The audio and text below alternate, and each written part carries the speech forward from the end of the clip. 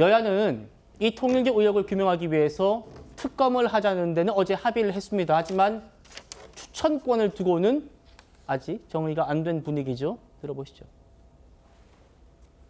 어제까지 여야가 협의한 결과 여야는 각자 특검법을 발의한 이후에 협의를 계속하자고 했습니다. 이에 따라 우리 국민의힘에서는 금일 중으로 개혁신당과의 공동 발의 법안을 확정하고 특검법을 발의하도록 하겠습니다. 더불어민주당도 공정한 특검 도입을 위해서 노력해 주시기를 당부드립니다. 더불어민주당도 특검의 수사 대상이기 때문에 특검 추천권을 가질 수 없다는 점을 분명히 밝힙니다. 내란전담 재판부법도 조의대 사법부에 대한 불신에서 시작되어 있고 저희뿐만 아니라 국민적인 그런 불안감, 불신에서 시작되었거든요. 그런 상황에서 조의대 사법부에게 이 특검 추천을 맡긴다. 이거는 국민들은 용납할 수준은 없다고 생각합니다. 여야가 함께 공정하다고 생각하는 방법을 찾아야 된다고 생각합니다. 양태현 변호사님, 야당에서는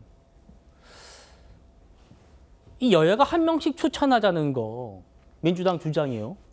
이 사실상 지연 전략이라고 보는 것 같습니다. 왜냐하면 야당이 어떻게 받아들이겠느냐.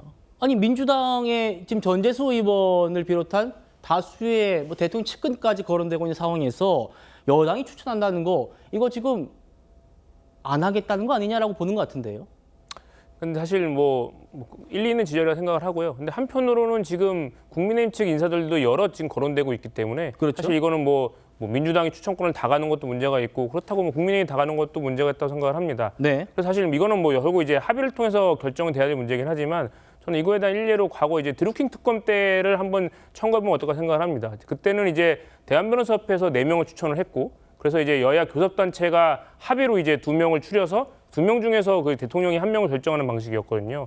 근데 지금 이제 국민의힘 주장대로 법원행정처에서 2명을 추천하는 거는 사실상 이제 그러니까 사법부가 결국 특검이 결정되면 그 특검이 수사하고 기소해서 판결은 사법부가 할 텐데 그러니까 판결하는 사법부에서 기소라든가 수사까지도 어느 정도 그 권한을 준다는 것은 약간 상권분리에 맞지 않는다고 생각을 해서 저는 드루킹 특검 때에 한번 예를 한번 참고하는 것도 어떨까라는 생각이 있습니다. 예, 지금 보시는 게 국민의힘과 개혁신당이 공동으로 이 특검법을 제출한 모습입니다. 조금 전 3시에 있었던 겁니다. 국민의힘 107인과 개혁신당 3인, 그래봤자 110석밖에 안 돼서 이 특검법은 통과될 수 없기 때문에 민주당의 협조, 민주당의 의지가 굉장히 중요한 상황입니다. 호 대변인님, 어떻게 보십니까? 그래서 이제 그 부분이 우려가 되는 것인데요. 민주당이 왜 갑자기 그 태도를 바꿔가지고 특검을 받았을까? 첫째는 이제 여론조사가 62%나 국민들이 찬성한다라고 하니까 그 압박을 이기지 못한 그런 측면이 있겠지만 결국은 이제 법안의 내용을 자신들한테 유리한 쪽으로 이렇게 해가지고 결국 이걸 문개기하려는 것이 아니냐 그런 이제 그 의심이 가능한 거죠. 그래서 특검을 어떤 사람이 하느냐. 예컨대 민중기 특검 같은 사람이 이 수사하면 어떻게 되겠습니까? 민중기 특검 그야말로 이제 범죄 집단 아니었습니까? 그런데 이제 그런 그것을 또다시 이제 그런 그 재판을 노리는 것이 아닌가 이제 그런 그 우려가 드는 것이고 어쨌건 지금 민주당이 입법부에서 하는 일을 보면은 야당의 의견은 1%도 반영을 하지 않거든요. 그래서 저런 식으로 그냥 줄다리기 하다가 결국은 자신들이 원하는 그런 쪽으로 특검 법안을 통과시키고 그러면 특검 하나 만화인 그런 상황이 되고 거기다가 플러스 원으로 해가지고 자신들이 계속 이제 요구했었던 이른바 제2 종합특검 이것까지 이제 끼워 넣어가지고 결국은 결과적으로 보면은 또 자신들의 그런 그 일방적인 그 특검 정국을 계속 펼쳐 나가겠다 그런 의도를 갖고 있는 것이 아닌가 하고 의심하게 됩니다. 예, 정치권에서는 이런 말도 나옵니다. 무슨 얘기 들어보시죠. 민주당 입장에서는 앞으로 계속 지연 전술을 펼 거로 보입니다. 받는 척, 안 받는. 그게 더 여론전에 유리하다고 봤던 것 같습니다. 그래서 여기서 계속 이제 군불 뗄 것 같아요. 뭐 수사 범위를 확대하자. 저는 전격적으로 나서야 된다고 생각합니다. 강경 투쟁이 가야 될 겁니다. 네. 어느 정도의 강경까지 생각하고 계십니까? 뭐 과거 이제 야당에서 소수당으로서 특검을 관철시킨 사례는 이제 김성태 전 원내대표가 했던 드루킹 특검 때 단식하던 도중에 얻어맞기도 하고 별일 다 있었어요. 근데 그 이상의 투쟁이 필요하지 않을까.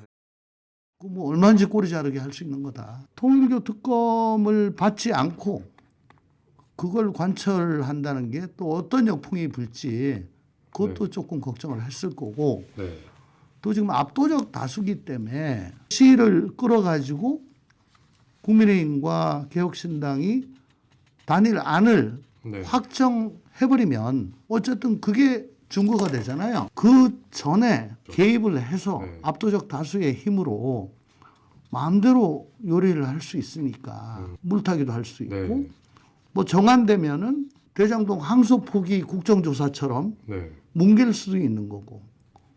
그러니까 이건 받지 않을 이유가 없다라고 판단이 섰을 겁니다. 차 교수님. 네. 조홍천 전 의원이 보기에 민주당이 또 다수 의석까지 내란 전담 재판부 강행 처리한 것처럼 결국엔 다수 의석을 밀어붙여가지고 계속 버티고 지연시킬 것이다라는 거고 거기에 대해서 이준석 대표 같은 경우에는 강경 투쟁을 하겠다라는 또 얘기까지 나오고요. 이 특검 추천권 두고 길어지겠는데요? 저는 뭐 지금 특검 추천권을 둘러싼 여야의 논란을 보면서요. 떠올리는 우화가요. 여우와 두루미의 우화입니다. 사실은 뭐 서로에게 유리한 쪽으로만 지금 다 이야기를 하고 있는 거잖아요. 지금 뭐 민주당이 이야기하듯이 여야 1대1 한 명씩 추천을 하자고 하면 그러면 나중에 최고 결정권자는 대통령인데 대통령을 가면 누굴 선택할까요? 민주당이 추천한 인사를 선택할 경우에는 이 특검을 하자던 야당 입장에서는 닭독던 게 지붕 쳐다보는 격이 될 수밖에 없는 것이고 예. 반대로 지금 국민의힘에서는 법원 행정처에서 추천하자는 거잖아요. 그거는 민주당이 이야기하는 지금 조의대 대법원을 믿지 못하겠다고 하면서 법원 행정처를 폐지하려고 하는 법안까지 지금 준비 중인 상황이라고 한다면 그것도 사실 민주당이 받아들일 수가 없다고 한다면 결국은 제3자가 추천권을 행사하는 것이 맞다고 보는 것이고 다만 그 제3자가 지금 대한변협 같은 경우는 최근에 김병기 원내대표가 대한변협 회장하고의 뭐 지금 오찬 이런 그렇죠. 부분들이 또 문제가 됐기 때문에 그렇다고 한다면 그 3자가 사실 대한변협에 결격 사유가 있다고 한다면 저는 뭐 또 다른 제3자를 찾을 수 있지 않을까. 예를 들면 뭐 지금 법학전문대학원 교수협의회 같은 그런 객관적인 단체에서 후보를 추천하는 경우 저는 뭐 여야가 못 받을 이유는 없다고 보는 것이고요. 지금 어제 민주당이 당론을 바꿔서 이 지금 특검을 수용키로 했던 만큼 이제 이 여러 가지 논리를 동원을 해서 민주당이 발을 빼기에는 저는 늦었다는 생각이 들고 어떤 식으로든 정치적 타협은 저는 충분히 가능할 수 있는 상황이기 때문에 여야가 좀 더 머리를 맞대고 정치적 해법을 좀 도출해 주셨으면 하는 바람입니다.